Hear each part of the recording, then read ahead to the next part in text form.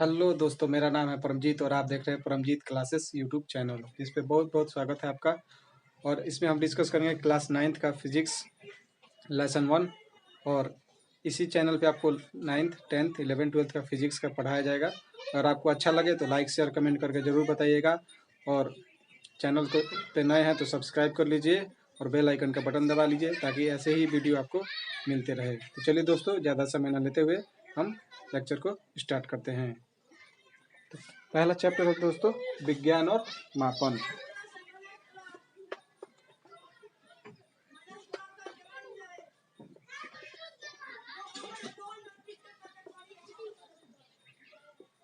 विज्ञान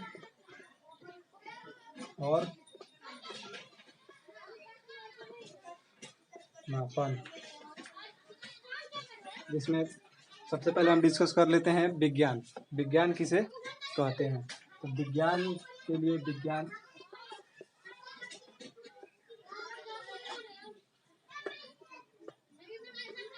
सावधानी पूर्वक, विज्ञान किसे कहते हैं? सावधानी पूर्वक और क्रमबद्ध तरीके से किए गए प्रयोगों और परीक्षणों से प्राप्त ज्ञान को विज्ञान कहते हैं। तो विज्ञान किसे कहते हैं? सावधानी पूर्वक और क्रमबद्ध तरीके से। क्रमबद्ध मतलब किसी सिस्टम से, सिस्टमैटिक ढंग से किए गए प्रयोगों और परीक्षणों से प्राप्त ज्ञान को विज्ञान कहते हैं। तो चलिए दोस्तों, डिफिनेशन लिख देते हैं। सावधानी पूर्वक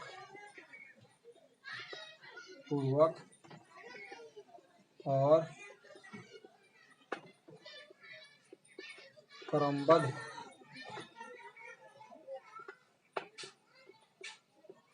तरीके से किए गए प्रयोगों और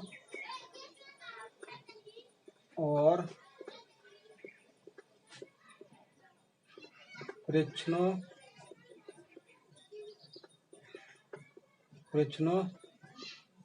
से प्राप्त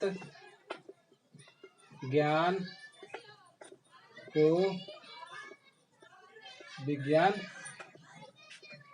कहते हैं।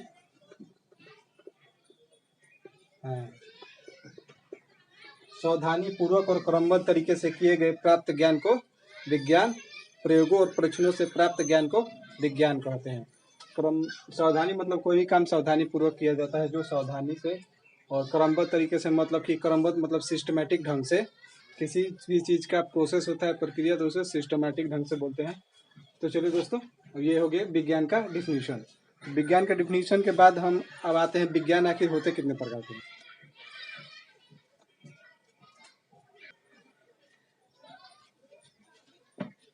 हाँ तो दोस्तों, हम थे भौतिक विज्ञान। विज्ञान होते हैं दो प्रकार के। तो विज्ञान को हम लिख देते हैं।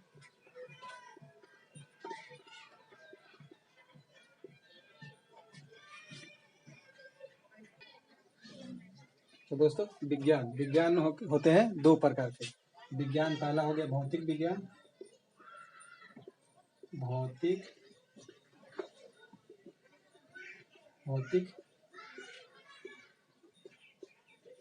भौतिक विज्ञान, और दूसरा हो गया जीव विज्ञान। जीव विज्ञान। भौतिक विज्ञान को दोस्तों हम फिजिकल साइंस बोल सकते हैं। PHYSICAL physical, SCIENCE physical science. और जीव विज्ञान को हम बोल सकते हैं LIFE life, SCIENCE life science. ये तो हो गया विज्ञान दो प्रकार के। अब इसमें दोस्तों आ जाता है विज्ञान भी दो प्रकार का। सॉरी दोस्तों, भौतिक विज्ञान दो प्रकार का और जीव विज्ञान भी दो प्रकार का। तो जीव विज्ञान में हम इसको भी दो भागों में बांटेंगे और भौतिक विज्ञान को भी दो भागों में बांटेंगे, भौतिकी और दूसरा केमिस्ट्री, मतलब कि रसायन शास्त्र। भौतिकी और रसायन शास्त्र। और जीव विज्ञान में दो, एक हो जाएगा बोटनी और एक हो जाएगा जूलॉजी। बोटनी हो जाएगा वनस्पति विज्ञान। दोस्तों इसको हम लिख देते हैं, इसमें लिख देते हैं बोटनी, बोटनी BOTANY बोटनी। इसको हम हिंदी में लिखेंगे वनस्पति, वनस्पति वनस्पति विज्ञान। और दूसरा हो जाएगा लाइफ साइंस का दूसरा, मतलब जीव विज्ञान का दूसरा भाग हो जाएगा वनस्पति विज्ञान। और एक हो जाएगा प्राणी विज्ञान, प्राणी विज्ञान, जिसको हम बोलेंगे लाइफ साइंस नहीं, प्राणी विज्ञान मतलब कि जूलॉजी,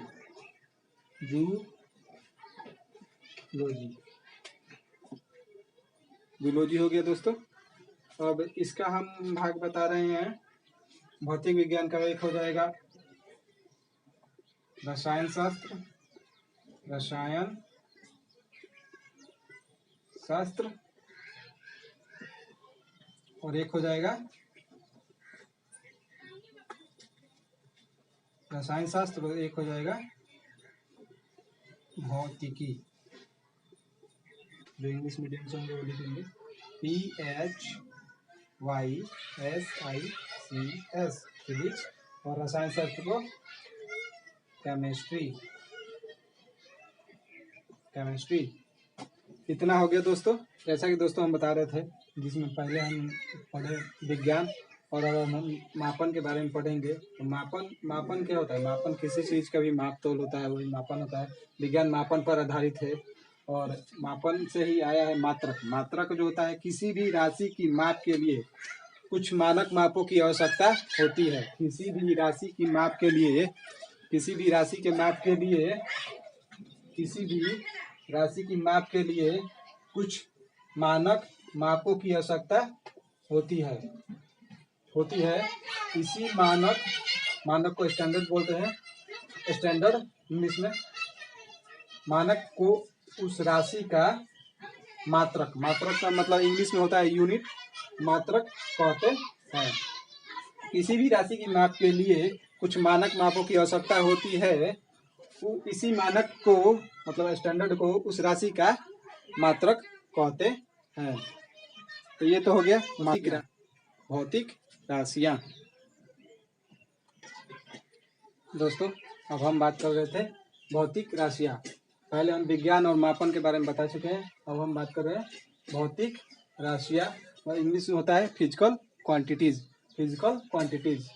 भौतिकी के नियमों को जिन पदों में व्यक्त किया जाता है, भौतिकी के नियमों को जिन पदों में व्यक्त किया जाता है, उन्हें भौतिक राशियां मतलब फिजिकल क्वांटिटीज कहते हैं। भौतिकी के नियमों को जिन पदों में व्यक्त किया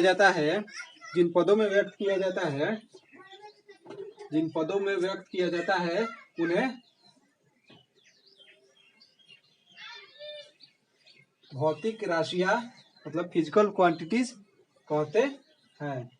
फिजिकल क्वांटिटीज दोस्तों जैसे में हो जाएगा लंबाई, द्रव्यमान, समय, बल, ऊर्जा, वेग इत्यादि। लंबाई को हम इंग्लिश में बोल सकते हैं लेंथ, LENGTH लेंथ। और द्रव्यमान को मास, समय को टाइम, बल को फोर्स, और ऊर्जा को इत्यादि मतलब ETC। लंबाई, द्रव्यमान, समय, बल, ऊर्जा इत्यादि, लेंथ, मास, टाइम, फोर्स, एनर्जी। अब भौतिक राशियां कितने प्रकार के होते हैं? दोस्तों सवाल आता होगा भौतिक राशियां कितने प्रकार के होते हैं? तो भौतिक राशियां दो प्रकार के होते हैं। एक होता है आधारी राशि, व्युत्पन्न राशि। हम लिख लेते हैं आधार मतलब कि भौतिक राशियां दो प्रकार के होती हैं।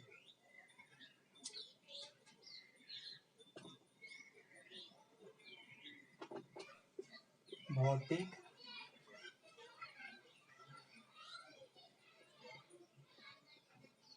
राशियां दो प्रकार की होती है। भौतिक राशियां दो प्रकार की होती है। एक हो जाएगा, एक नंबर में लिख लीजिए,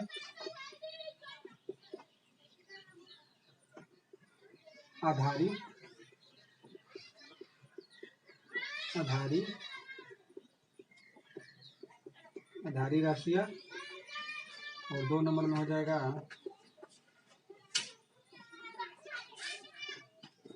व्युत्पन्न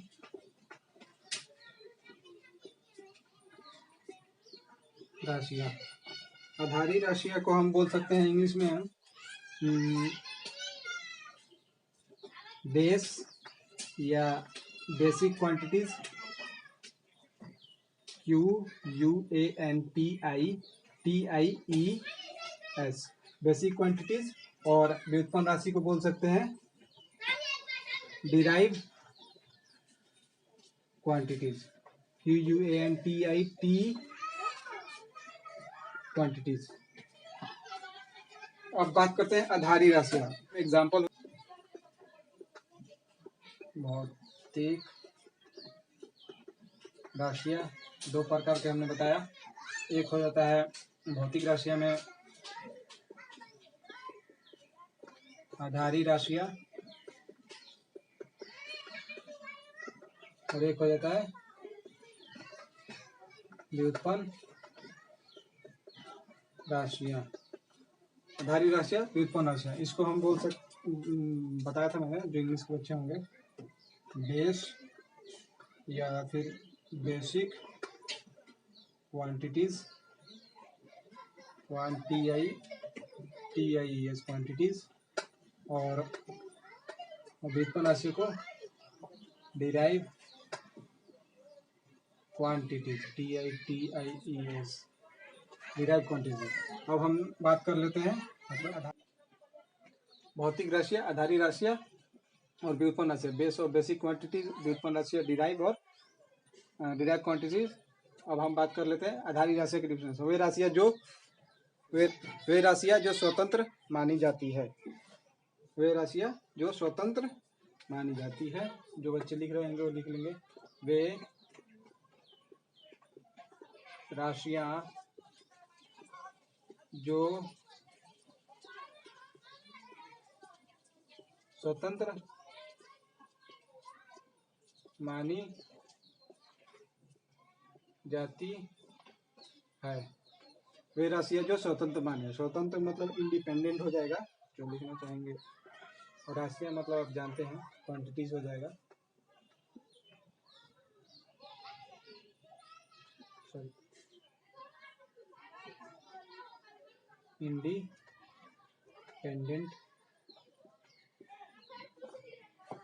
वे राशियां जो स्वतंत्र मानी जाती है। जैसे एग्जांपल में लिख लीजिए, लंबाई हो जाएगा, द्रव्यमान हो जाएगा, और समय हो जाएगा। जैसे में लंबाई, इसको हम लेंथ बोलेंगे, द्रव्यमान, इसको हम मास बोलेंगे, समय, इसको हम टाइम बोलेंगे। तो हम बता रहे थे भौतिक राशियां दो प्रकार, आधारी राशियां, व्युत्पन्न राशियां, बेस और बेसिक क्वांटिटी, और व्युत्पन्न राशियां डिराइव क्वांटिटीज। आधारी राशियां वे राशियां जो स्वतंत्र मानी जाती है, जैसे कि एग्जांपल में लंबाई, द्रव्यमान, समय हो जाएगा इत्यादि। और इसको हम इंग्लिश में बोल सकते हैं, लंबाई को लेंथ बोल देंगे, द्रव्यमान को मास, और समय को टाइम। तो जो लिखना चाहे लिख लेंगे, LENGTH, लेंथ, मास और टाइम, समय इत्यादि। अब हम बात कर लेते हैं व्युत्पन्न राशियां। व्युत्पन्न राशियां वे राशियां जो आधारी राशियों के पदों में व्यक्त की जाती है। वे राशियां जो आधारी राशियों के पदों में व्यक्त की जाती है। तो चलिए दोस्तों, इसका डेफिनेशन जो बच्चे लिखना चाहें लिख देते हैं। व्युत्पन्न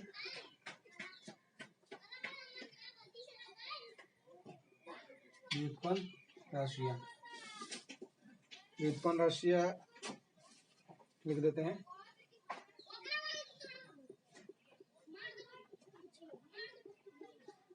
वे राशियां जो आधारी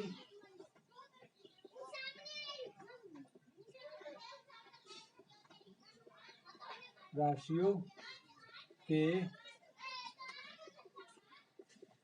पदों में व्यक्त की जाती है।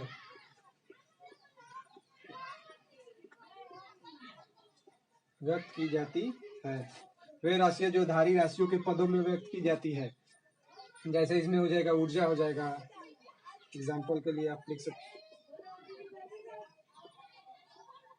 ऊर्जा, वेग, और भी बहुत कुछ लिख सकते हैं। ऊर्जा के लिए एनर्जी लिख सकते हैं, एनर्जी, और वेग के लिए वेलोसिटी। वेलोसिटी, वेलोसिटी मतलब वेग।